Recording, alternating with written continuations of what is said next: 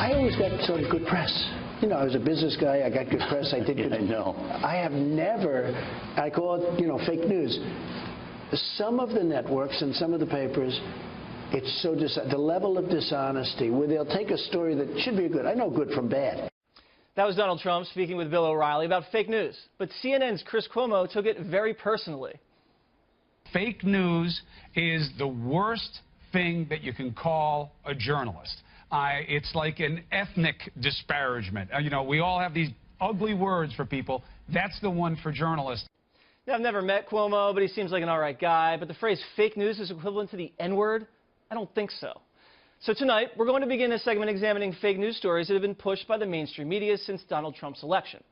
Everyone's familiar with the fake news story about the MLK bus being removed from the Oval Office and the phony intelligence report about Trump and Russia.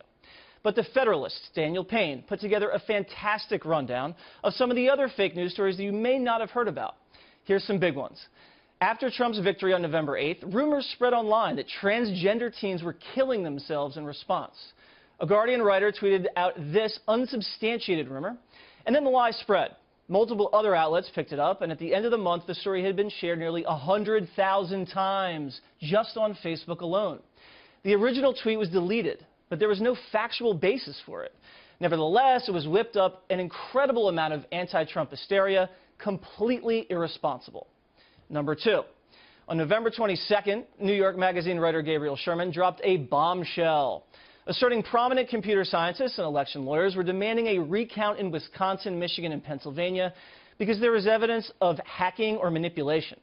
The story went viral on Politico, Reuters, and the New York Times, and even MSNBC.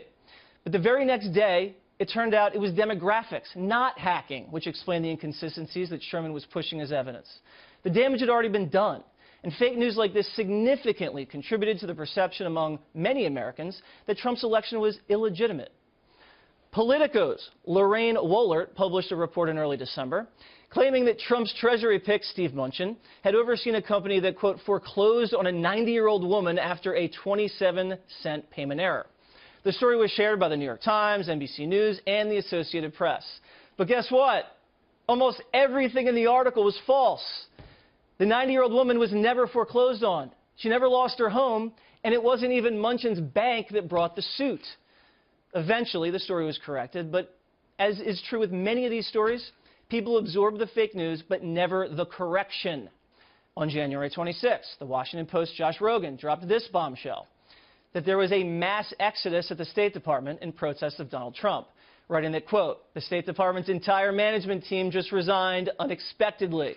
The story was shared tens of thousands of times on social media, reposted by the Washington Post, Bloomberg, and ABC News.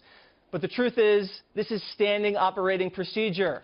Mark Toner, State Department spokesman, clarified, quote, as is standard with every transition, the outgoing administration, in coordination with the incoming one, requested all political appointed officers submit letters of resignation.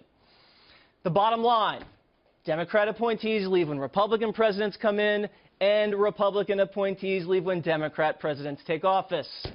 The entire presumption of the article was false. Now, it's no wonder the majority of Americans don't trust the media. According to an Emerson poll, 53% do not trust the press, just 39% do. But look at this. According to that same Emerson College poll, more people trust President Trump than don't trust him. Yet still, the media continues to call President Trump a liar. Roll the tape. It's called Why Nobody Cares, the President is Lying. That was Brian Williams, who was demoted at NBC for lying, accusing President Trump of lying. I think the irony was lost on everybody there. Now, here are some real news stories that aren't getting some attention. A new poll by Politico shows that Trump's immigration ban is one of the most popular executive orders to date, with 55% of Americans approving of it and only 38% disapproving. Also, Intel announced a $7 billion investment in Arizona, leading to 10,000 new jobs, hopefully. And the First Lady, Melania Trump, won her libel suit against fake news merchants. And then there's Ted Cruz, eviscerating Bernie Sanders over Obamacare on live TV, reducing the socialist senator to rubble.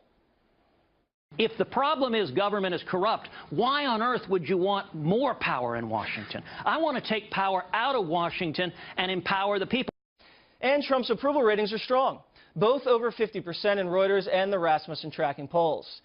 So there you have it. And when people complain about Trump tweeting so much, he wouldn't have to if he wasn't under constant assault from fake news. We also discovered a bit of fake news regarding the climate. Blockbuster revelations out of the NOAA that scientists conspicuously manipulated temperature data to, quote, discredit the notion of a global warming hiatus. In other words, fit the narrative that global warming is real, even if the evidence doesn't verify it.